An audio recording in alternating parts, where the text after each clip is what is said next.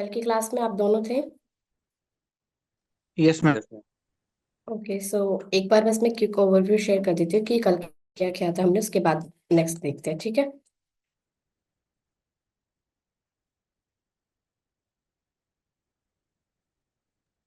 Ma'am कल जो angular yes. हमने किया था मैम, उसका एक बार मेरे को रिकॉर्डेड सेशन मिल जाएगा? रिकॉर्डिंग सेक्शन आपको ये आपके कोऑर्डिनेटर बता देंगे कि वो आपको कहाँ से मिल जाएगी, क्लासेस मैं लेक्चर, ठीक थोड़ा है। ना समझ नहीं पाया था ढंग से, इसलिए एक बार रिकॉर्डिंग सेशन मिल जाता ना तो सही रहता। हाँ, रिकॉर्डेड जो क्लास का सेशन होता है वो आपके पोर्टल पे अवेलेबल होगा शायद, ठीक है। तो वो आपको बता देंगे कहाँ से, आपके जो कोऑर्डिनेटर है वो बता देंगे कहाँ से एक्सेस मिलेगा। बाकी एक बार मैं क्विक ओवरव्यू दे देती हूँ। तो कल हमने यहाँ तक अपना मेन फॉर्म दिखाया था, ये एंगुलर नहीं, हमने सिर्फ जावा स्क्रिप्ट का यूज किया था, एचटीएमएल सीएसएस और नॉर्मल जावा स्क्रिप्ट, ओके। कल की जो क्लास चल रही थी हमारी वो जावा स्क्रिप्ट के बेस पे थी।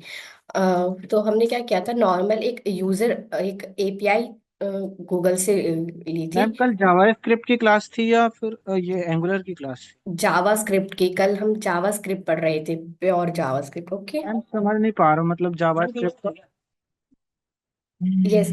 हाँ। जैसे आश जावा स्क्रिप्ट और ये एंगुलर होगा, ये एक बार ही बता देते हैं मैडम, कंफ्यूजन हो जा रहा है मेरे देखो, एंगुलर आपका फ्रेमवर्क है, वो आपका एचटीएमएल को। मैम सीएसएस, मैं हाँ। देखो, वेट, मैं क्या कहना चाहता हूँ कि जैसे पहले एक बार आप HTML का इंट्रोडक्शन करा देते, ठीक है, बेसिक तो आपने कराया था। यस। CSS का एक बार ही करा देते पूरा बढ़िया से, क्योंकि CSS के बिना मैडम हम चल सकते हैं लेकिन थोड़ा सा चलना कठिन हो जाएगा। और बूटस्ट्रैप का एक बार इंट्रोड्यूस करा देते, फिर जावास्क्रिप्ट का था, फिर एंगुलर पढ़ाते मैडम।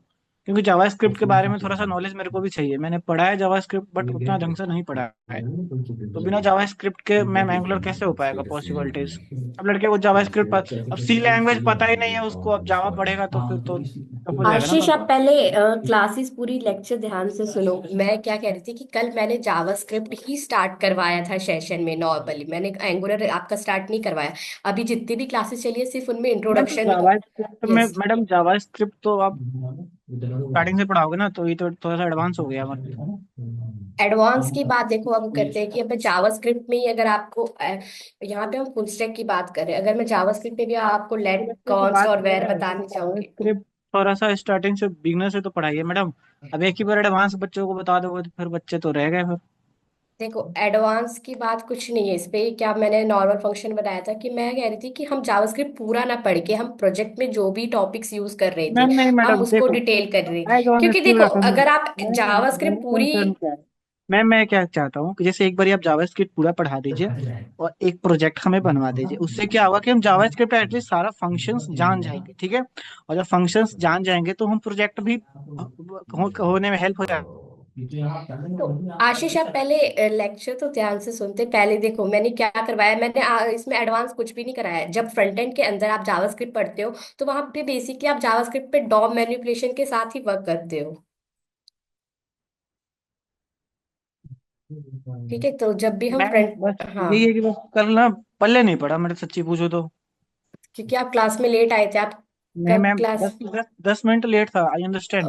लेकिन मैडम जावास्क्रिप्ट का बिग स्टार्टिंग क्लास था तो हो सकता था, लेकिन मैम सच बताऊं तो पल्ले नहीं पड़ा।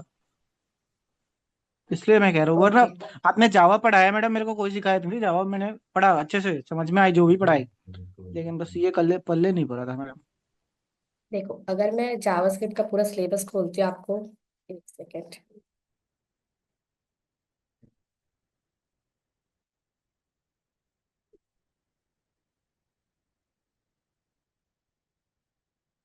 ठीक है, अब यहाँ पे देखो जावास्क्रिप्ट के सिलेबस की बात करें तो अब जावास्क्रिप्ट में आपको भी पता है ये क्या है, एक स्क्रिप्टिंग लैंग्वेज है, ठीक है, इसमें कोई डाउट है नहीं है। अब yes scripting ma'am. Language, yes, हाँ। अब बाकी क्या होती है तो आप इसको भी फ्रंट एंड बैक एंड दोनों साइड यूज करते हो। लेकिन जब हम अपने फुल स्टैक प्रोग्राम की बात कर रहे हैं तो हम जावास्क्रिप्ट को कहाँ पे अभी नॉर्मली यूज कर रहे होंगे, जावा के अंदर, अपने फ्रंट एंड के अंदर। अब 3 महीने के अंदर आपको पूरा कोर्स सीखना है with H T M L C S S JavaScript, ऐसे front end back end database. Sir, अब आप उसमें भी ये चाहते हो कि मैं ये पूरा जावास्क्रिप्ट जो है बेसिक से स्टार्ट करके कवर करूं, तो that will be not possible ना आशीष। मैंने क्या स्टार्ट किया था कि एक मिनी प्रोजेक्ट उठाया, उसमें हम जो भी टॉपिक, और मोस्टली वही टॉपिक्स मैंने उस पे सेलेक्ट किए थे जो नॉर्मली हम अपने प्रोजेक्ट्स के अंदर यूज करते हैं, ठीक है। आप ये बोल सकते थे कि वो टॉपिक मुझे समझ नहीं आया, वो एलिमेंट एक्स क्या कर रहे हैं, अगर, लेकिन आप ये। यस मैम, हमारा भी कंसर्न यही था कि वो समझ में नहीं आया, मतलब पल्ले नहीं पड़ा, थोड़ा सा मतलब निकल गया ऊपर ऊपर से। हाँ, तो वो मैं मान सकती हूँ, बट अगर आप कहोगे कि जावा स्क्रिप्ट अगर मैं पूरे यहाँ से कर दूँ, ये खत्म कराने बैठी स्टार्टिंग टू एंड, तो that will be not possible to complete this course into the three ma'am months but ma'am 3 months, ma'am वही तो और कह रहा सिक्स हूँ, months web development full stack ma'am 3 months में कैसे होगा, एक बार आप सोचो। छः छः सो महीने में लोग कंप्लीट नहीं करा पाते। मैं देखो मैम सच्ची बताऊं तो एडमिशन लेने के बाद मेरे को ये नहीं मालूम था कि 3 महीने में हो जाएगा। मेरे को लगा 3 महीने का कोर्स 3 महीने में कराएंगे, मतलब 2 घंटे 3 घंटे की क्लासेस देंगे, लेकिन थोड़ा सा बात है, स्टूडेंट के नाते समझ सकते हो। तो वही ओके, एक मैं बारी वो मैम देखो, बस ठीक हमारा है। क्वेश्चन फर्स्ट डे भी यही था और सेकंड डे भी यही है कि मैं इंटरव्यू देने जाऊं तो हमें कोई भी ऐसा टॉपिक ना आए जो मैं उस चीज को ना पढ़ा हूं। बस हमारा कंसर्न तो यही है। मेरा वही कंसर्न था आपका भी, कि हम अब क्या कर रहे थे कि प्रोजेक्ट के साथ सीधा काम कर रहे थे। कोई भी आपसे पूरा डिटेल पे जाके चीजें नहीं पूछेगा, अगर आपने कोई भी प्रोजेक्ट बना रखा होगा ना अपने इंटरव्यू मैडम में। अब देखो देखो, तो अब जावा स्क्रिप्ट के बारे में तो ठीक वो है। पूछ देगा ना कुछ भी, तो फिर क्या जवाब देंगे मैम। हाँ, तो मैं। एटलीस्ट एक बार ये फुल पढ़ा। देखो मैम, फ्रंट एंड बच्चों को पूरा रहेगा ना, तो बैक एंड नहीं भी रहेगा तो वो फ्रंट एंड बेस पे जॉब ले लेगा, नहीं समझे। लेकिन उसके बाद धीरे धीरे वो बैक एंड कर लेता है, लेकिन मैम उसको फ्रंट एंड ही गायब हो गया तो फिर बैक एंड पे क्या करेगा बताइए।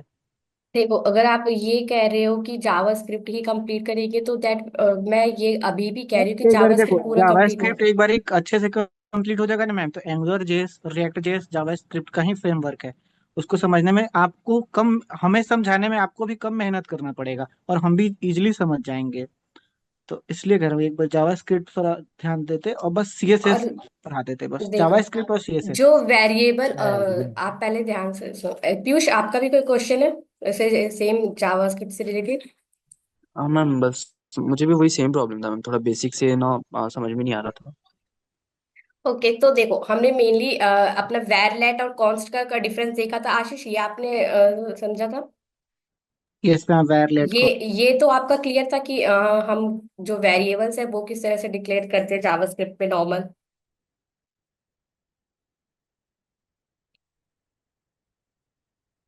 क्लियर था ये टॉपिक और not? Yes ma'am, yes ma'am. अब देखो, मेरा ये ना पढ़ाने का कंसर्न बस इतना ही था कि जावास्क्रिप्ट की, कि आप लोग ऑलरेडी जावा से जो बेसिक फाउंडेशन होती है वो पढ़ के आ रहे हो, तो प्रोग्रामिंग में आपको चाहे हम ऑब्जेक्ट्स कैसे भी बनाए या वेरिएबल्स कैसे भी बनाए, आपको आइडिया लग जाता है कि वो कैसे वर्क कर रहा होगा। जो डिफरेंस होता है जावा और जावास्क्रिप्ट के मैम बीच में, देखिए, वो मैं मैं, हाँ। वही कह रहा हूँ कि डेप्थ में अगर ना पढ़ा के लेकिन सारे टॉपिक्स को एक बार कवर तो करा दीजिए एटलीस्ट, ताकि हमें नॉलेज भी मेरी तो आ जाएगा ना, इसे नहीं समझे। जैसे मान लीजिए जो जो छोटा टॉपिक है उसको बस एक बार बता दीजिए, जो बड़ा टॉपिक है उसको एक बार अच्छे से डिफाइन करा दीजिए। ओके, तो अच्छा ठीक है, मैं अपने प्रोजेक्ट पे ही आती हूँ। हम यहाँ पे क्या थे, हमने क्या किया था, कल एक नॉर्मल पेज जो डिजाइन किया था, इसमें क्या कर रही थी कि मैंने असिंक फंक्शन बनाया था, ठीक है। अब आपको नॉर्मल फंक्शन, हमने जावा स्क्रिप्ट नॉर्मल जावा में फंक्शन क्रिएट किया था, तो फंक्शन का काम क्या होता है बेसिकली? अगर मैं नॉर्मली जावा, और यहाँ पे मैं किसी स्पेसिफिक लैंग्वेज की बात नहीं कर रही, अगर हम प्रोग्रामिंग में बात करते हैं तो कोई फंक्शन क्या करता है?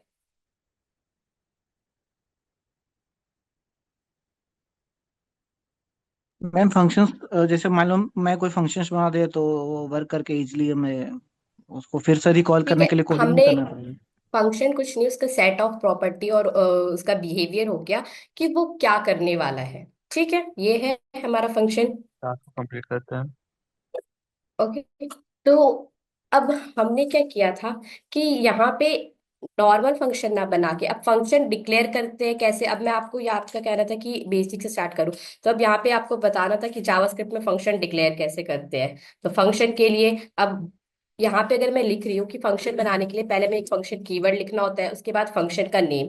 तो ये समझने में इतना तो मुश्किल ये है कि एक एक चीज मुझे लाइन बाय लाइन बोलनी पड़ेगी। मैडम हमारे कहने का मतलब है कि आप एक बारी बेसिक से मैं पढ़ा दीजिए मैडम, सारे तो टॉपिक्स को अच्छे अच्छा, से, मैं फिर उसके वही तो बाद। पूछना चाह रही हूँ कि आपके अकॉर्डिंग बेसिक के टॉपिक्स क्या है?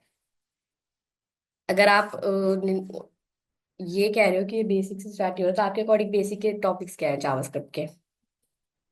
हमने मैं वही तो कह रही हूँ कि हमने कल के टॉपिक्स में क्या कवर किया था, वेरिएबल कैसे हम यूज करते हैं, फंक्शंस देखे थे बस, और डॉम मैनिपुलेशन, जो कि मोस्टली जावास्क्रिप्ट में यही पूछा जाता है आपसे।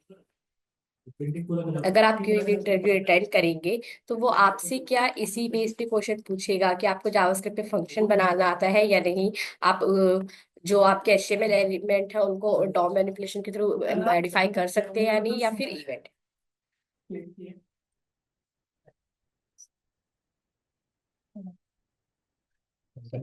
अब रही बात कि आपको है कि एक एक चीज की जावास्क्रिप्ट पे कितने डेटा टाइप्स होते हैं, फंक्शन हम कैसे, कितने टाइप के फंक्शंस होते हैं, तो वो आपके लिए तो नेसेसरी नहीं है, क्योंकि आप as a full stack program पे जा रहे हो, ना कि फ्रंट एंड ऑनली।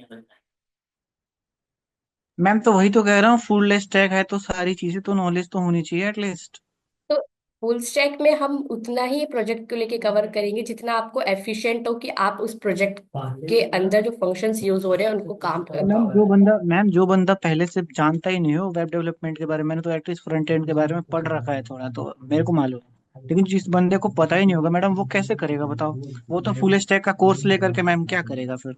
ना उसको एचटीएमएल पढ़ाया जाएगा, ना सीएसएस पढ़ाया जाएगा, ना बूटस्ट्रैप पढ़ाया वही तो जाएगा। किसने फिर कहा कि हम कैसे? एचटीएमएल और सीएसएस बूटस्ट्रैप कवर नहीं कर रहे? मैं वही तो कह, यहाँ पे हमने एचटीएमएल पेज डिजाइन नहीं किया था इसमें। ये मैम आपने एचटीएमएल में बताया था, ठीक है, वो आपने हेडर वगैरह बनवा दिया था, लेकिन एचटीएमएल के में और भी बहुत सारे टैग्स होते हैं मैडम। आप खुद ही वेब डेवलपर हो मैडम, आपको अच्छे से पता होगा। मैं तो स्टूडेंट हूँ, तो हम क्या आपको कह सकते हैं मैम? मैं समझ गई आपका कंसर्न, मैम लेकिन एक हम बारी वही तो मैम कह रहे देखो, थे कि आप अगर इंस्टीट्यूट आप जो पे हो मैम, मैं हमारी कंसर्न क्या है, आप इंस्टीट्यूट्स पे हो, लेकिन मैम एक बारी आप सोचो ना, फुल स्टैक मैम क्या होता है? फुल स्टैक का नॉलेज किसी स्टूडेंट्स को आप दे रहे हो, तो उसको क्या नॉलेज देना चाहिए, क्या नहीं देना चाहिए, तो मैडम आप खुद ही आपको पता है। देखो,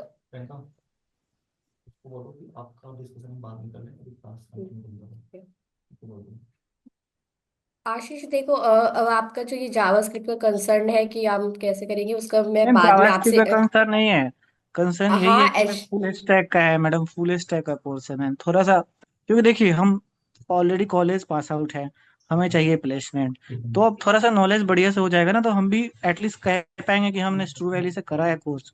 सर ट्रू वैल्यू से देखो, अब मेरी बात आप ध्यान से तो सुनो। मैम वही आपका बात है। कहना है कि आप HTML CSS और जावास्क्रिप्ट में फ्रंट एंड से अगर कितना भी पढ़ा दो ना, तब भी अगर आपका बेसिक कवर हो गया तो भी आप बेसिक कवर नहीं कर सकते, चाहे आप पूरा 1 ईयर कंप्लीट कर लो। मैडम नहीं, दैट मैम बेसिक क्या? भी आप, एक मिनट आप पहले ध्यान से सुनो, बेसिक भी आप उसका कवर नहीं कर सकते अगर आप सिर्फ ये कहो कि HTML CSS और जावास्क्रिप्ट के मुझे बेसिक क्वेश्चन पूछने हैं। जब हम टेक्नोलॉजी की बात करते हैं तो कोई भी फुल स्टैक हो, फ्रंट एंड हो या बैक, आपका लॉजिकल पार्ट देखा जाता है या फिर आपकी अंडरस्टैंडिंग देखी जाती है कि आप उस कोड को, प्रोजेक्ट को कितना समझ रहे हैं, ठीक है। मैम अब समझ सकता हूँ अब थोड़ा पहले सा। एक मिनट बात सुनो, फुल स्टैक मैम अब पहले मैं एक बारी बोलूंगा, फिर उसके बाद आप बोले मैम, एटलीस्ट दौड़ लगाने के लिए पे चलना तो सीखना होगा ना। देखो, हर जगह अब आप कह रहे हो ना कि हर जगह देखो, हार्ड वर्क और स्मार्ट वर्क में यही अंतर होता है। अब आप अपने रिज्यूमे में पहले क्या है, अगर आप फुल स्टैक डेवलपर की अप्लाई कर रहे हो तो वहां पे क्या है, आप सबसे पहले प्रोजेक्ट अपने मेंशंस करोगे। जब आप वो प्रोजेक्ट मेंशन करोगे ना, तो जो सामने वाला इंटरव्यूअर है वो आपसे आपके प्रोजेक्ट रिलेटेड ही बेसिक क्वेश्चन पूछेगा कि आपने इसमें ये टेक्नोलॉजीज यूज कर रखी है या जो भी मेथड यूज कर रखे हैं, आपको उसके बारे में आइडिया है या नहीं। ठीक है, कोई भी डायरेक्टली कोई क्वेश्चन अपने मन से उठा के नहीं पूछा जाता बेसिक। जब भी हम कोई इंटरव्यू अटेंड करते हैं ना, तो वो बेसिक पहले आपसे ही टॉपिक पूछते हैं कि आप इसमें कंफर्टेबल है या नहीं। मैम ठीक है, प्रोजेक्ट से रिलेटेड पूछेगा, मैं प्रोजेक्ट कर रखा हूँ मैडम, एटलीस्ट मेरे को बेसिक पता होगा तभी तो मैं और भी प्रोजेक्ट्स कर पाऊंगा। अब आप मेरे को एक प्रोजेक्ट बता दोगे, लेकिन मेरे को बेसिक नॉलेज नहीं रहेगा, तो मैं बाकी का कैसे करूंगा आप बताओ ना। आशीष, मैं मैम हमारा एक मिनट पहले, सिंपल सा ओके, चलता है मैं मैम। यही तो पूछना चाह रही हूँ आपसे कि आपके अकॉर्डिंग मेरे बेसिक टॉपिक्स क्या है। अगर आप सिर्फ बेसिक्स की बात करें तो आप बेसिक टॉपिक्स क्या है, आप मुझे वो बेसिक का सिलेबस निकाल के देना, कल मैं वही पढ़ाऊंगी। ओके, कल से स्टार्ट हम वही करेंगे।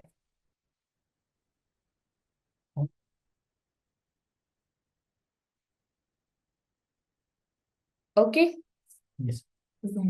अगर आपके अकॉर्डिंग ये बेसिक नहीं है तो आप मुझे कल वो अपना बेसिक का लेक्चर दिखाना, HTML CSS जावास्क्रिप्ट के जो टॉपिक्स है, हम कल से वही स्टार्ट करते हैं। अब आज की क्लास में जो है, अभी टाइम वेस्ट तक करते हुए जो हमारा आगे का पार्ट रह रहा था, मैं वो एक्सप्लेन कर रही हूँ, ठीक है। ना देखो, कल का क्या कंसर्न था, एक बार मैं ये दोबारा एक्सप्लेन कर दे रही हूँ जो कल हमने अपने प्रोजेक्ट में किया था। जावास्क्रिप्ट देखो क्या होती है, हम उसको फ्रंट एंड में किस लिए यूज करते हैं कि जो हमारी फंक्शनैलिटी, जो हम यूजर को डेटा दिखा रहे हैं, जो भी इंफॉर्मेशन दिखा रहे हैं, वो एक्चुअली में वर्क भी करनी चाहिए। एचटीएमएल तो सिर्फ आपका पेज बना के दे रहा है, वो सिर्फ इसका स्केलेटन है, और सीएसएस स्टाइलिंग के लिए। लेकिन जो यूजर को दिख रहा है वो वर्क कैसे करेगा, that will B depend on the JavaScript. वो किस पे डिपेंड करता है, हमारा जावास्क्रिप्ट पे। इसलिए हमने क्या बनाया, यहाँ पे एक जावास्क्रिप्ट की फाइल बनाई। अब ये मेरा पेज था, मैं चाहती थी कि यहाँ पे मुझे कुछ यूजर्स के नेम चाहिए, ठीक है। डैशबोर्ड पे अगर मुझे यूजर मैनेजमेंट डैशबोर्ड की बात कर रही हूँ, वहां पे उनका नेम दिखना है। तो वो नेम कहीं से, तो ये नेम एक डेटा है जो कि कहीं ना कहीं पे स्टोर होगा। ये डेटा मुझे फाइंड आउट करना है, या जो भी मुझे ये डेटा कहीं से देखना है, तो उसके लिए मुझे क्या है, इसका जहाँ पे ये डेटा स्टोर्ड है वो लोकेशन पता करनी है, ठीक है। अब वही लोकेशन पता करने के लिए ये एक एपीआई थी गूगल पे। अब इसको मत सोचो, ये सिर्फ समझो ये एक लोकेशन है जहाँ पे क्या है, आपका यूजर का डेटा रखा हुआ है। तो जावास्क्रिप्ट में अब एक फैच एपीआई होती है यूजिंग द फैच कीवर्ड, जिससे क्या है, आप अपनी एपीआई को या अपने लोकेशन को, उसके अंदर पाथ को आप डाला आपने, ठीक है, फैच के अंदर। और ये क्या है, जो भी रिस्पॉन्स इसके अंदर प्रेजेंट होगा, वो उसमें हम क्या है, अपने एक रिस्पॉन्स में हमने स्टोर कर लिया। अब सिंपल सा फंक्शन देखो क्या था, कि मैं एक फंक्शन बना रही हूँ जो कि मुझे यूजर्स की डिटेल लेके आए, लाके देगा। तो उसके लिए मैंने क्या, एक फंक्शन का नेम बनाया। फंक्शन नेम आप कुछ भी रख सकते हो, तो मुझे यूजर की डिटेल्स फैच करनी थी, इसलिए मैंने उसका नाम क्या रखा, फैच यूजर। ओके। नाउ अब क्या था, मैं इसको ट्राई कैच ब्लॉक के अंदर इसलिए डाला था हमने फैच यूजर्स को, कि हम हमेशा अपने फंक्शन के अंदर ट्राई कैच इसलिए यूज करते हैं कि सपोज उसमें अगर कोई एरर है, ठीक है। तो आपने जावा में भी पढ़ा होगा एक्सेप्शन हैंडलिंग, कि ट्राई कैच ब्लॉक क्या करता है, अगर सपोज आपको कोई एरर मिलता है तो उसकी वजह से हमारा पूरा प्रोग्राम ना रुक जाए, इसलिए हम अपने एरर को कैच के अंदर कंसोल कर लेते हैं, ठीक है। उसको अपने जो भी एरर उसको मिले वो उसको कैच पकड़ ले, ताकि जो नेक्स्ट लाइन ऑफ कोड है या जो हमारा प्रोग्राम है वो रुक ना जाए। अब अगला कंसर्न क्या था यहाँ पे, कि मैंने असिंक यूज किया था। तो जावास्क्रिप्ट आपकी असिंक्रोनस प्रोग्रामिंग लैंग्वेज, जिसमें आप कोई भी फंक्शन यूज करो तो वो line by line he execute होता है, जब तक कि आपका आपने मल्टीपल फंक्शंस बना रखे हैं। अगर एक फंक्शन कंप्लीटली जब तक कि वो रिस्पॉन्स लेके नहीं आ जाता, तब तक आपका दूसरा फंक्शन नहीं चलेगा। वही होती है आपकी असिंक्रोनस प्रोग्रामिंग, ठीक है। तो इसलिए मैंने क्या बनाया, अब इस फंक्शन को मैंने असिंक बनाया। अब असिंक लगाने से क्या होगा, मैं रिस्पॉन्स के साथ, अब असिंक के साथ हमेशा अवेट यूज करते हैं, कि जब तक ये रिस्पॉन्स मुझे जो ये एपीआई है रिस्पॉन्स लाके ना दे दे, तब तक ये वेट करता रहेगा अपने रिस्पॉन्स का। जैसे ही इसको रिस्पॉन्स मिलेगा, वो क्या है, अपने नेक्स्ट फंक्शन पे जाएगा,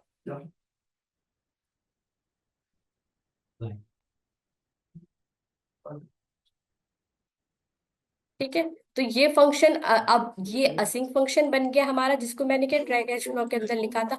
अब ये जो रिस्पॉन्स था, जो भी ये फैच करके लेकर आ रहा है, उसको मैंने किसके अंदर स्टोर करा रखा है, इस रिस्पॉन्स के अंदर।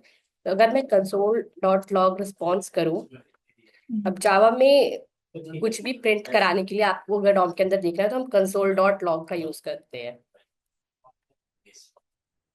रिस्पॉन्स। यहाँ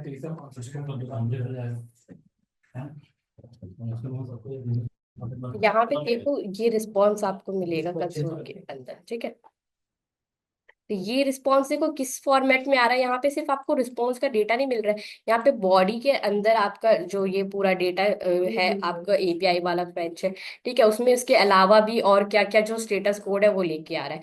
अब ये क्या है, एक जेएसएन डेटा है, जिसको हमें क्या चाहिए, ऑब्जेक्ट की फॉर्म में चाहिए, ठीक है। तो अब उस जेएसएन डेटा को हम ऑब्जेक्ट की फॉर्म में क्या करने, यहाँ पे हमने अपने रिस्पॉन्स को थ्रू द जेएसएन, जो कि है या आपका जो भी डेटा है उसको क्या है, इस एरे ऑफ ऑब्जेक्ट फॉर्म में कन्वर्ट करता है। अगर मैं ये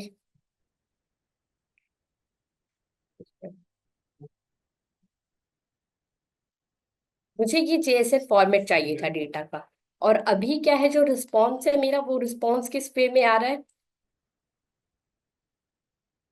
वो हमारा एक ऑब्जेक्ट बना रहा है, ठीक है। तो अब इस ऑब्जेक्ट को मुझे अपने जेएसएन फॉर्मेट में लाने के लिए मैंने क्या किया, यहाँ पे अवेट एक और लगाया कि जब तक जो रिस्पॉन्स है मुझे अपने जेएसएन फॉर्मेट में नहीं मिल जाता, उसको मैं अपने यूजर्स लिस्ट में स्टोर करा लिया। ठीक है, ये यूजर्स नेम का मेरा एक वेरिएबल बनाया है, इसे आप कंटेनर समझो, जिसके अंदर जो भी मेरा जेएसएन ये यूजर नेम है, ये सारे स्टोर हो रहे हैं, ठीक है। अब ये डेटा सिर्फ फैच हो रहा है, ये यूजर को डिस्प्ले नहीं हो रहा था। अब उस फैच को,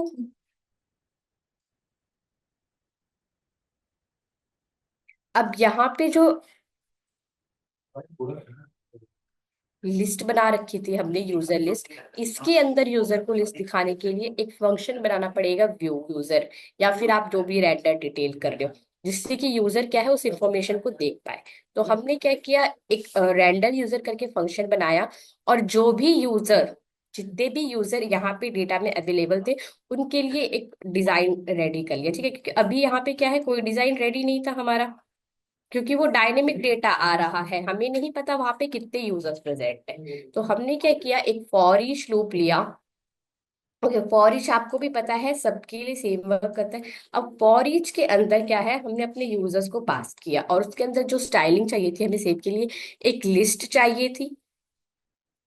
अब अगर आप इस सॉरी इस वाले स्टाइल को देखो, तो यहाँ पे क्या है, आपकी मल्टीपल लिस्ट क्रिएट हो रही है, बिकॉज ऑफ किसकी, फॉर ईच की है वजह से। अब इस लिस्ट के अंदर एक आपका एलिमेंट लिस्ट है, दूसरा एलिमेंट क्या है, आइकन, ठीक है। ये डिजाइन ऐड करने के लिए हम किसके हेल्प से करेंगे, नॉर्म मैनिपुलेशन के थ्रू। तो जो भी डॉक्यूमेंट था हमारा, हमने क्या किया उसमें, एक लिस्ट और आइकन करके दो एलिमेंट क्रिएट कर लिए। अब वो आइकन क्या था हमारा, ये हमें फॉन्ट ऑसम का यूज किया, उस आइकन के अंदर हमें क्लास भी ऐड करनी थी, उस आइकन के अंदर हमने वो क्लास ऐड की फाइल, ओके। अब इस लिस्ट में टेक्स्ट ऐड हो रहा है, यूजर नेम, ये एक उसके अंदर नोड क्रिएट हो रही है। तो एक नोड बनाई हमने कौन सी, टेक्स्ट नोड करके, जो कि क्या है, जो भी यूजर नेम, जितने भी यूजर नेम्स होंगे वो सारे क्या है उस टेक्स्ट लिस्ट के अंदर ऐड होते जाएंगे। अब अपेंड चाइल्ड हमने यूज किया था कि ये सब क्या है, लिस्ट के अंदर ही ऐड होना चाहिए। लिस्ट के अंदर आइकन ऐड हो रहा है, लिस्ट के अंदर नेम ऐड हो रहा है, तो हमने लिस्ट में क्या क्या ऐड किया है, आइकन और टेक्स्ट नोड, ठीक है। अब दूसरा था हमारा कि जो ये से एक फंक्शन जो फॉर ईच के लिए चल रहा है, इस यहाँ पे एक यूजर आपका रेडी हो चुका है, इसी तरह सारे यूजर्स किस में ऐड होने चाहिए, जो कि हमारी मेन यूजर लिस्ट थी। तो उस जो भी लिस्ट यहाँ पे बन के रेडी हुई, उस लिस्ट को हमने ऐड करा दिया अपनी यूजर लिस्ट के अंदर। तो ये क्या बना के दिया इसने मुझे, ये डेटा इसने मुझे गेट करके दिया,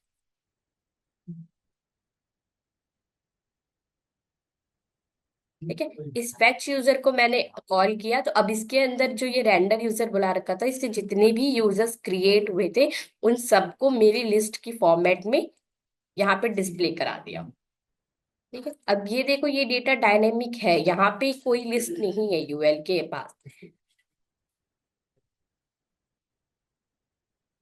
बट यहाँ पे जो हमें पेज विजिबल हो रहा है वो किसकी वजह से हो रहा है, because of this document element, ठीक है। तो ये क्या कर रहा है, उस पेज को मॉडिफाई कर रहा है जितने भी यूजर।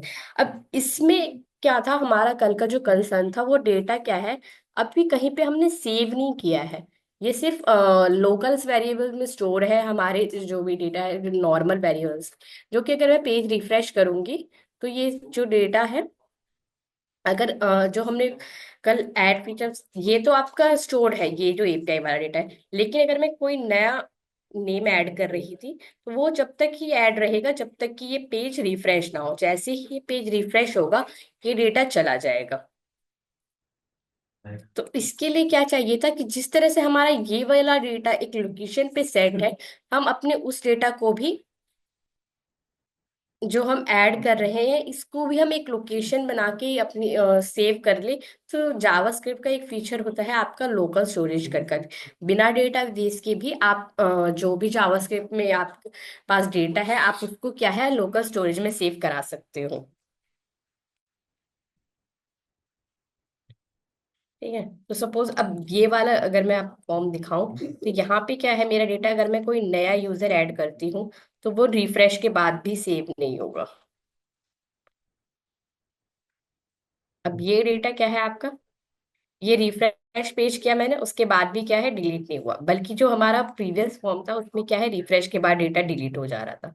तो किस वजह से चल रहा था कि यहाँ पे देखो, इंस्पेक्ट करोगे आप, इंस्पेक्ट के बाद एप्लीकेशन में आना है और एप्लीकेशन के अंदर जब आप लोकल स्टोरेज में जाओगे यहाँ पे तो यहाँ पे देखो आपको आपका पोर्ट नंबर दिखेगा।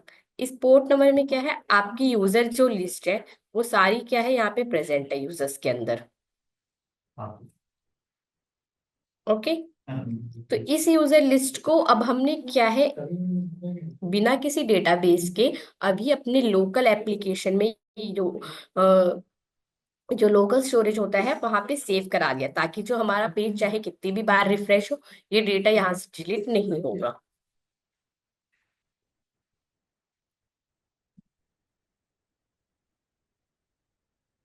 अब इस डेटा को सेव कराने के लिए हम क्या करेंगे एक और फंक्शन बनाएंगे, इसका नाम दे देंगे सेव डेटा।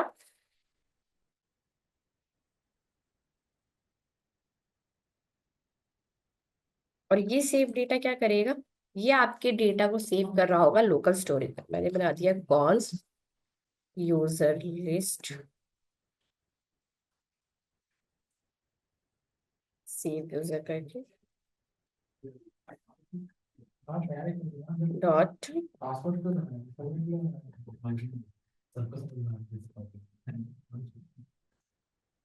जो भी यूजर लिस्ट होगी यूजर नेम उन सबको हम सेव करा लेंगे अपने सेव यूजर में।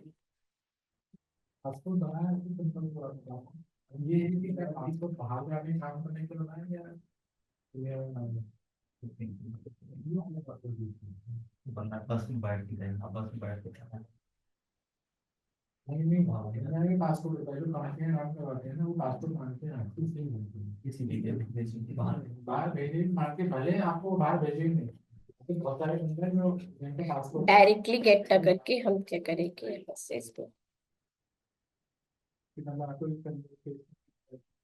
मैं इसके नीचे ही लिखते हूँ। अब क्योंकि आपका सेव यूजर था यहाँ भी क्या किया हमने इसमें एक आर्गुमेंट पास किया जो भी यूजर नेम होगा हम उसको क्या है अपने लोकल स्टोरेज में सेव करा रहे हैं। अब ये लोकल स्टोरेज में सेव कराने से पहले हमें क्या करना है, जो ये जेसन फॉर्मेट है ये जेसन फॉर्मेट में सेव हो उसके लिए यहाँ पे क्या यूज करेंगे हम जेसन पास। ठीक। तो जो भी डेटा यहाँ पे यूजर नेम में एरे ऑफ ऑब्जेक्ट प्रेजेंट होगा वो सारा क्या है आपके लोकल स्टोरेज में गेट आइटम थ्रू की अभी गेट किया है हमने, जो भी डेटा यहाँ पे सेव होगा वो उसे हम गेट कर सकेंगे। ठीक है। और जो यूजर नेम जब भी आप ऐड पे क्लिक करेंगे वो सारा क्या है पुश करा देंगे हम उसको अपने यूजर्स लिस्ट में। अब उसमें जैसे ही वो नया डेटा आपका यूजर ऐड हो रहा है तो हमने क्या किया लोकल स्टोरेज में एक सेट आइटम चलाया और जो भी यूजर जितने भी ऐड हुए हैं उन सबको हमने क्या किया अपने यूजर लिस्ट पे आपने स्टोर कर लिया। तो अब ये चाहे डेटा कितनी भी बार रिफ्रेश हो जब तक कि आप एप्लीकेशन से यहाँ पे इसको रिमूव नहीं कर देते इस वाले लोकल स्टोरेज से ये डेटा आपका डिलीट नहीं होगा। अब ये फंक्शन बनाया हमने सेव यूजर अभी सिर्फ इस फंक्शन के अंदर सेव हो रहा है, इसको आपने कहीं पे भी कॉल नहीं किया।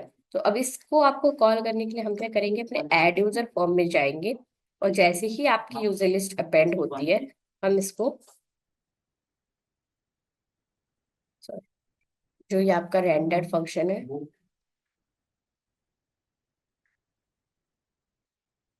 यहाँ पे कॉल कर देंगे, सॉरी यहाँ पे कॉल कर देंगे सेव।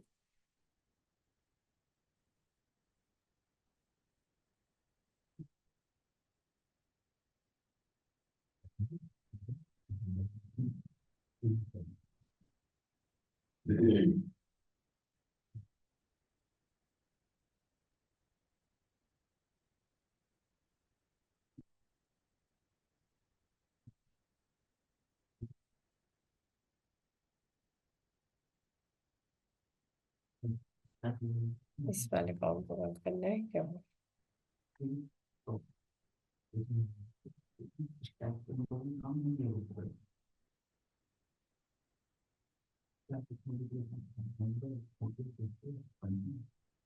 काफी मैसेज हो चुका है, तो ये हमारा एड फॉर्म था, यहाँ पे सबमिट।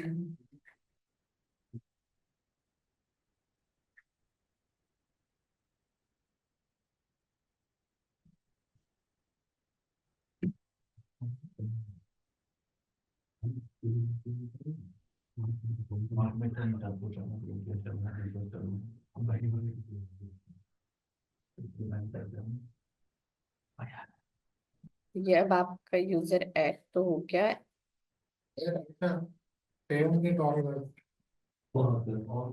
अरे आओ ना भाई साहब, आओ ना। कहाँ हो? अरे बैठो बैठो, ऐसे यहीं पे बैठे हैं हम लोग। अरे वहाँ बुला ना, अरे इधर आओ। अरे 13 मिनट आ गया। देखो अब जैसे ही मैंने ऐड किया, वो क्या है, मेरे लोकल स्टोरेज में अब ऐड हो चुका है। अब अभी सिर्फ लोकल स्टोरेज में ऐड हुआ है, ये जो रेंडर यूजर लिस्ट हो रही है, इस वाली लिस्ट में ये ऐड नहीं हुआ है लोकल स्टोरेज से डेटा गेट। क्योंकि यहाँ पे जो लिस्ट ऐड हो रही है वो कहाँ से आ रही है, वो हमारी इस वाली एपीआई के थ्रू आ रही है, तो इस वाली एपीआई में तो हमारा ये डेटा ऐड नहीं है। तो इसलिए अभी क्या है, अगर मैं इसको रिफ्रेश करूंगी तो ये डेटा आपका चला जाएगा।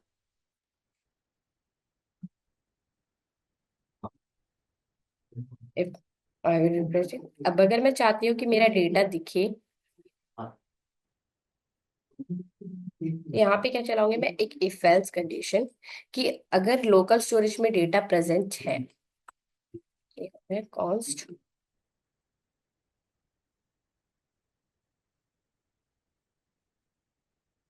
इसको गेट कर लेंगे।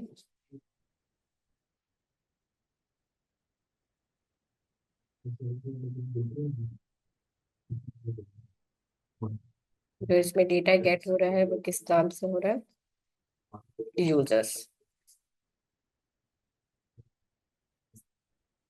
यहाँ पे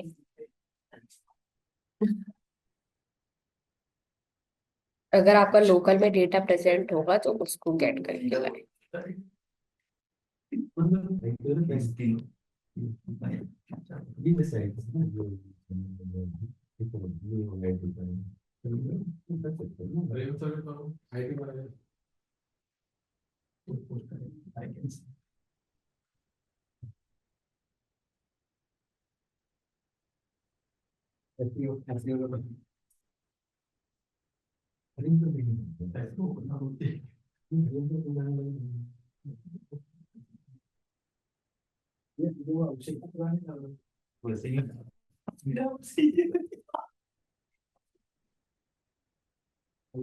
ठीक है, जो लोकल में डेटा प्रेजेंट था उसको भी हमने, यहाँ पे सबको क्या है, हमें जेसन को पहले अपने पास और स्ट्रिंगिफाई करना पड़ता है, कि जो भी आपका जेसन डेटा प्रेजेंट है हम उसको ऑब्जेक्ट के फॉर्म में कन्वर्ट करेंगे और फिर उसको डिस्प्ले कराएंगे अपनी। ठीक है, तो अब ये क्या करेगा, अगर इसको लोकल स्टोरेज में डेटा मिल रहा है तो उसको रेंडर कराएगा लोकल स्टोरेज वाले डेटा से। और अगर लोकल स्टोरेज पे डेटा नहीं प्रेजेंट होगा, इफ, अगर आप, यहाँ पे क्या है, दो condition, user from local storage, ये फर्स्ट कंडीशन चेक करेगा कि अनडिफाइंड ना हो आपका डेटा। अनडिफाइंड का मतलब कि इस पे कोई डेटा प्रेजेंट ही ना हो। ठीक है, तो दूसरा कि उसकी लेंथ जो है, यहाँ पे क्या है, एक ऑब्जेक्ट बन रहा है, तो ये 0 से ज्यादा। ठीक है, if it is greater than 0 तो ये आपके डेटा को शो करेगा। तो अभी जो लेंथ 0 है तो अभी भी ये आपका चलेगा नहीं। ठीक है, क्योंकि यहाँ पे क्या है, लेंथ है, तो हम चाहे तो यूज कर सकते हैं नॉट इक्वल टू।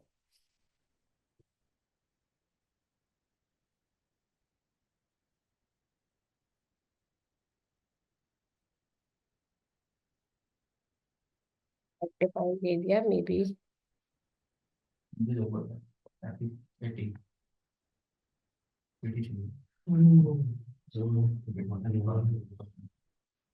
बैंगलोर चलेगा।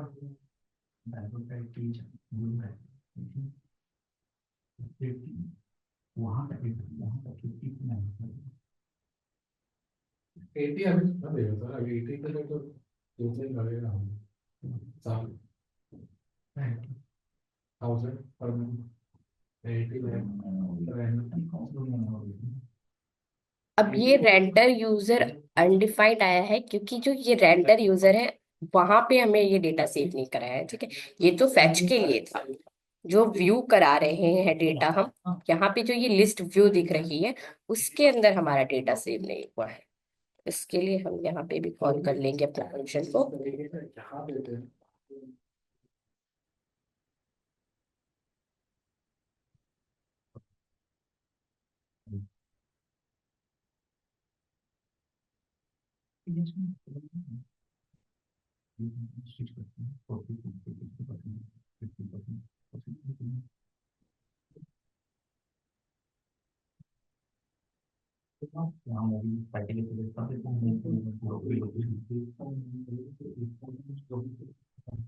इसमें क्या पास किया हमने यहाँ पे, अब यूजर फॉर्म।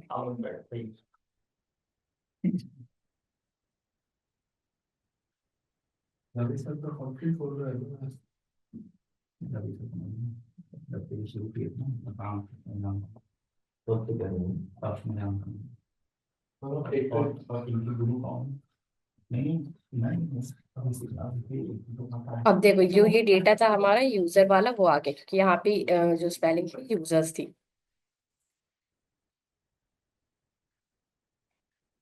ठीक है, तो जो रेंडर हम कर रहे थे अपना डेटा उसमें क्या है, पहले तो हमारा डेटा यूजर्स के एरे के अंदर वो नेम प्रेजेंट, और अब जो है जो लोकल स्टोरेज से डेटा गेट हो रहा है वहां पे क्या है, की वैल्यू यूजर्स, और उसके अंदर क्या है आपकी एक वैल्यू प्रेजेंट है अब।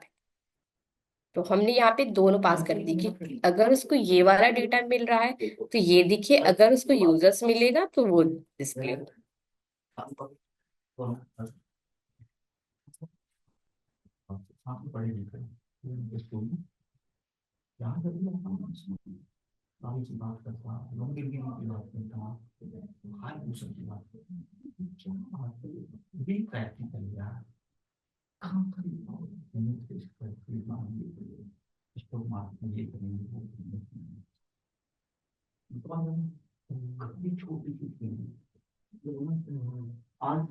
अब इस पे चाहे आप मल्टीपल यूजर ऐड करो, कितने भी आपके GTX।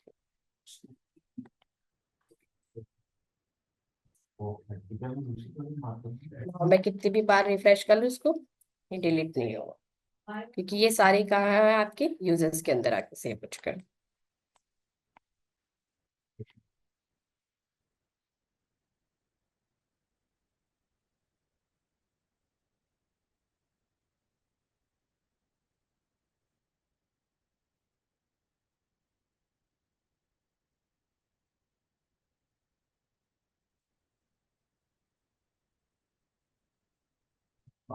ये ऐड यूजर क्लियर है?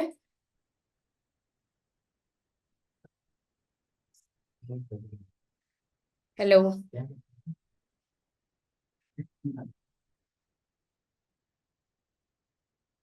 ये चैट जीपीटी वजह से नहीं होती। सो आज के लिए हम ऐड तक ही काम करते हैं, जो कल का रहेगा आपका हम जावास्क्रिप्ट को शुरू से एक बार टॉपिक स्टार्ट करेंगे, ओके।